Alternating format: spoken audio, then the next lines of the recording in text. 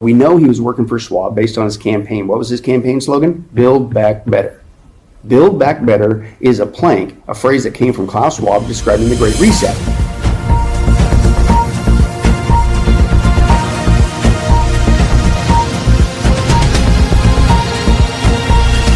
Welcome to the Tipping Point Show. I'm Jimmy Evans. I'm so glad that you've joined me today.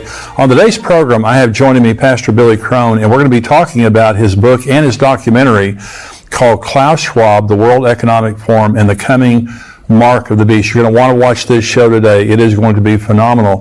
Let me say before we go into this interview, we have our conference coming up on September 16th. It's going to be at Fellowship Church, Grapevine, Texas, 5 minutes from DFW Airport if you're flying in. It's part of the Metroplex. Pastor Ed Young is the pastor there. He is going to be at our conference, as well as Pastor Billy Crone, myself, Dr. Tony Evans. We have Dr. Mark Hitchcock that's going to be there. It's going to be also Rabbi Jonathan Cahn. It's going to be a phenomenal day. We want you to be a part of that.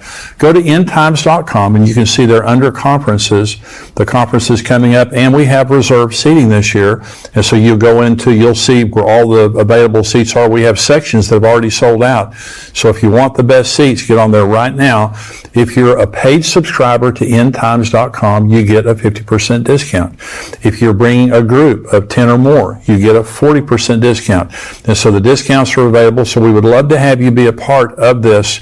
But it's going to be a great conference, especially in the times that we're living in. We need this encouragement to come together, to understand the signs of the times and what's going on.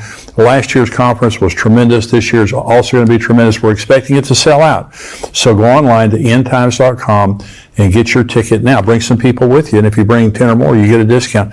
But I have joining me today special guest, Pastor Billy Crone. He's the senior pastor of Sunrise Bible Church in Las Vegas, Nevada. In addition to being a pastor, he's a gifted author, a conference speaker, and teacher. He's written many books on the end times and produced many documentaries. And today we're talking about his new book, Klaus Schwab, the World Economic Forum, and the Coming Mark of the Beast. Billy, thank you for joining me again. Thank you, Jimmy. Thanks for having me on. Well, you're a great friend, and you've been a conference speaker for us. You're going to be speaking again at this year's conference, and you've got a phenomenal topic, a new book that's coming out later that you're going to be talking about. But now you just have a gift of being able to take current events and to understand those in light of Bible prophecy. Yeah. So we're talking here about Revelation 13. There's going to be a mark of the beast. Yeah. And we're seeing the development of that. But you particularly, you look at Klaus Schwab and the World Economic Forum, and you see what they're doing as setting all this up, right? Oh, absolutely. And most people will get, when people are starting to hear more about Klaus Schwab. They're starting to hear more about the World Economic Forum. But they may even realize that, hey, wait a second, as crazy as this is, they are using the COVID pandemic as the excuse to basically take over the planet economically. Right. They realize that that's one of the game plans with this Great Reset, he calls it. They're going to reset the world's economy. They're going to switch to a cashless society. So people are starting to catch on to that. What they're not catching on is the other half of that first half, and that is, it's not just an economic reset. It's not just turning the global economy under their control in a cashless electronic society. They want to biometrically tie everybody on the planet into this cashless digital system that they can control all kinds of things, including buying and selling, which where have I heard that before? That's Revelation 13. And so I'm convinced that what these guys are doing, whether they admit it or not, know it or not, whatever, they're building the infrastructure for what God warned about 2,000 years ago called the Mark of the Beast system. So Klaus Schwab has a connection with Hitler. Oh, yeah. So talk about that. Yeah. Well, he grew up in Hitler's world. If you ever wonder what Klaus Schwab is up to, what's really behind his agenda, just go back and do a quick study on Hitler. Do a study on the Third Reich. All the things that Hitler did and wanted to do if he had won World War II. And in a nutshell, I'm not joking, it's not hyperbole, that's what Klaus is now bringing to the whole planet. And it's not a surprise when you look at his background. He was born in Regensburg, Germany. He grew up in Hitler's Germany. Klaus's dad, Eugene, was a friend of the Nazis. He ran a factory, and he also helped the Germans to make armament and things of that nature. He also used slave labor, POWs, which brings to light his phrase, Costco's phrase today for the planet, "You'll own nothing, be happy." Yeah. Like a slave, POW camp, slave labor person. But he grew up in that environment, and his dad, Eugene's company, again, won awards from the Nazis, a model company. So this is his background. He was there. He grew up in that environment thinking that this was a great thing. So in 1971, he begins to establish this thing. It was originally called the European Management Forum. And in a very short amount of time, in 1971, he was able to amass a lot of people from around the world. And then in the 80s, he changed it to what we have today, the World Economic Forum. And that began to tell you really what the goal was. Right. It wasn't just helping Europe with their management of their economic, it really is a plan for the world. And his plan for the world is to basically bring what Hitler wanted to do and the tyranny that he only got as far as Germany to the whole planet. Now, really what you should call what he's doing is the rise of the Fourth Reich. But you can't say that because it's too obvious, right? So I'm not joking. You'd think he'd scramble it up a little bit better. He calls his program not only the Great Reset, we're familiar with that, but the other term he uses all the time is called the Fourth Industrial Revolution. Yeah, there you go. Well, it really is the Fourth Reich, but you got to scramble it up a little bit.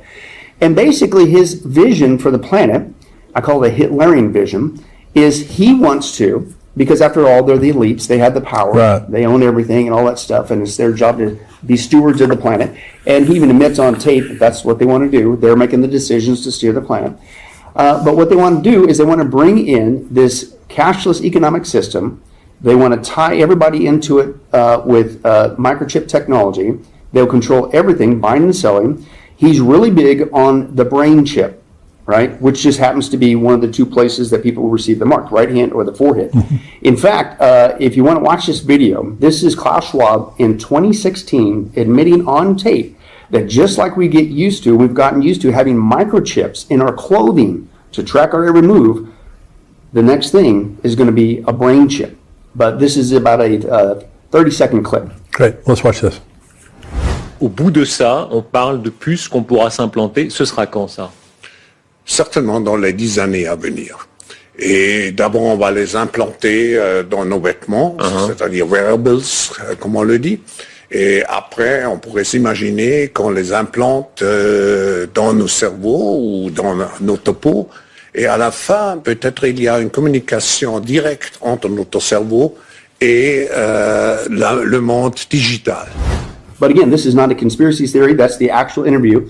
But he admits that just as we got used to having microchips in our clothes to track and tag, that one day, and he always seems to point to the head, the brain chip, right? And he did it himself.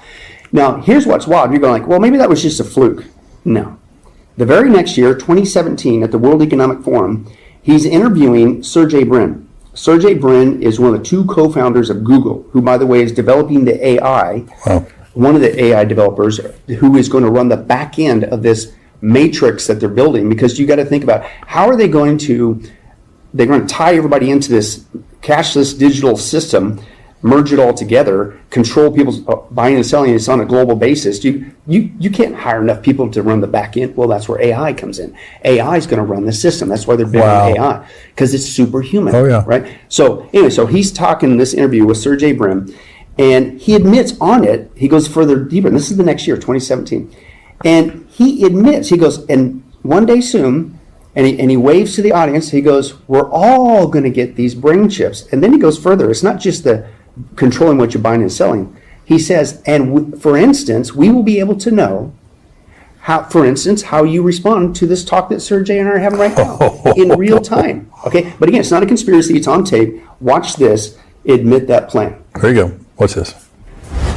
Can you imagine that in 10 years when we are sitting here, we have an implant in our brains, and I can immediately feel, because you all will have implants, and we measure your brain waves, and I can immediately tell you how the people react, or I can feel how the people react to your answers.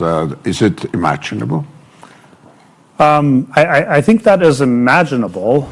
So again, it's not a conspiracy theory. This is why we love to share these clips, because you're talking about things that if you were to just have a verbal conversation with people, they look at you like you got some sort of tinfoil triangle hat on and you've gone off the deep edge. But this is why it's a lot more work. But we share the videos, and of course we transcribe them for the book. This is really what these guys. Well, and this is one of the things I appreciate, because in your books you use their dialogue, and you're showing what they have said, and then in your documentaries, and you and I've done a couple of projects together for Daystar, and you were showing these clips. This is what they're saying. Yeah, it's not made up. No. And I liked what one guy had said. You go like, well, why would they tell you in advance? Because evil likes to brag. Right? Yeah. And I'll go, ooh, that's a good line. I have to use that. So, but the other thing too is these guys, I think they're so far along the trail. I think when they saw the response of people to readily give up their autonomy and freedoms with the pandemic, I think they were like, hey, this is the time to strike. Look at the response. You would think that people would put up more of a fit, and that didn't really happen. And so I think they're further along, so they're more confident that even though they're going to tell you what they do, what are you going to do? Nobody's going to do nothing. And then they train people to think that once you start breaching these topics, oh, that's a wacky person, don't listen to them, and things of that nature.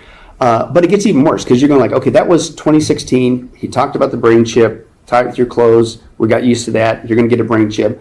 Then he tells you the brain chip the next year with Sergey Brin was not just, controlling the buying and selling, which is Mark of the Beast stuff, but we're going to know your thoughts. Yeah. And you're like, wait a second, they don't have the technology for that. Yes, they do. Yes, they do. Yes, they do. And that's out there. It's been out there for several years with these brain chip technology. Now, the concerning thing is you're going like, well, who in their right mind would do that? Well, they do what they always do. They pitch it as something that's going to be a panacea. It's going to fix all kinds of problems. Mm-hmm.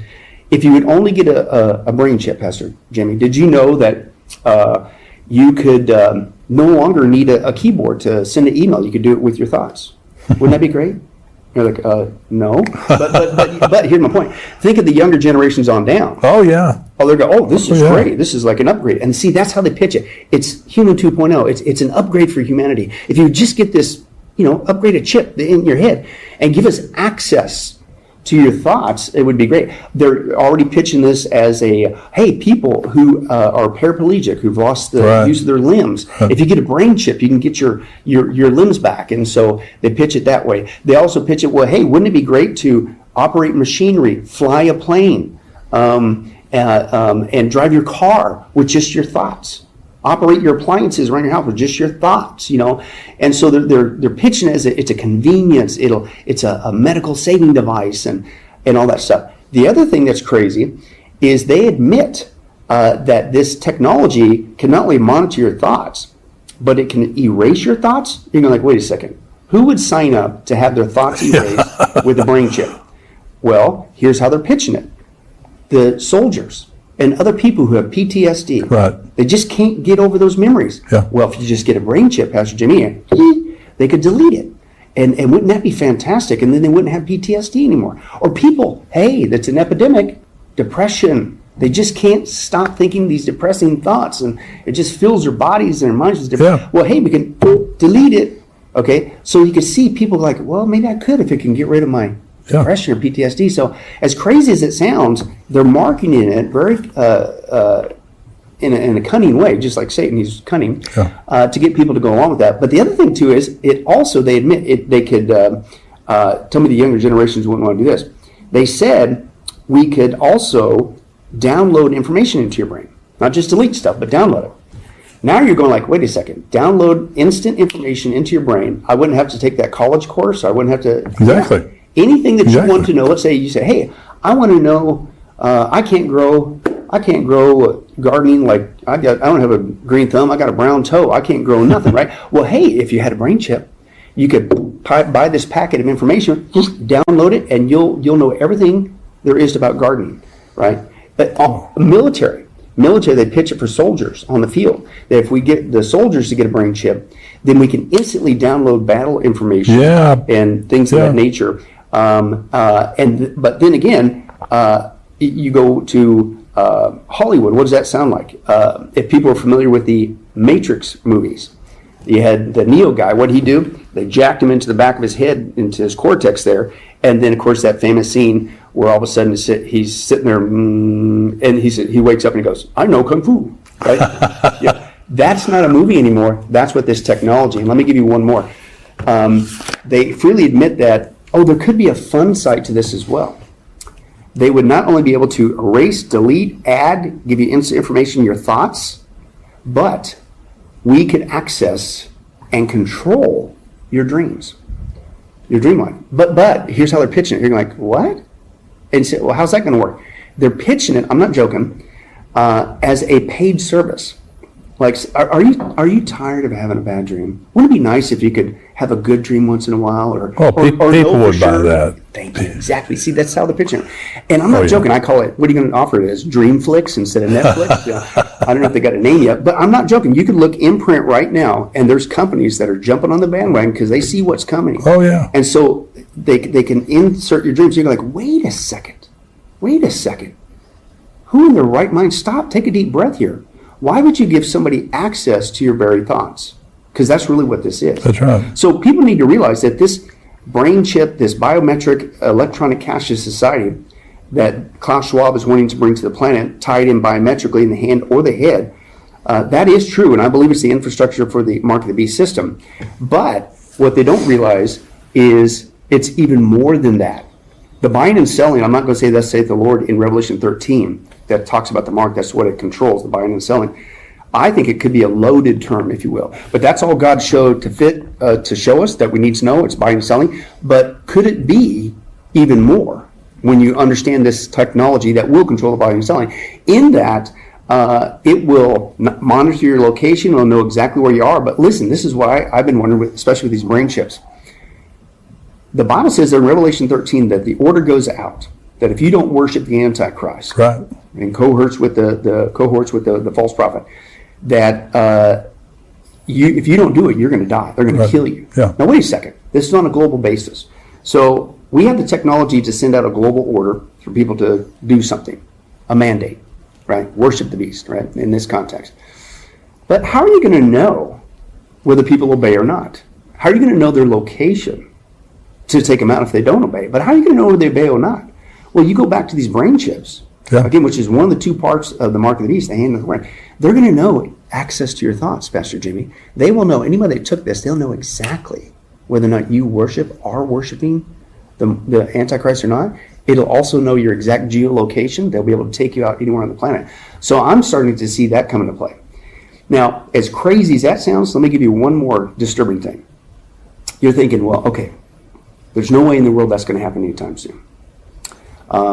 Because that is the most un-American, invasive thing of our privacy, to get access to our thoughts, let alone be tagged like an animal in the hand or the forehead. That's going to, maybe other countries could fall for that, but it ain't going to happen anytime here soon to America. Of course, I'm using sarcasm. No, this is the importance of Biden being in office right now. Biden is one of Klaus Schwab's favorite disciples. Yes. And you're like, no, come on, are you serious? Yes. Yeah. Well, first of all, we know he was working for Schwab based on his campaign. What was his campaign slogan? Build Back Better.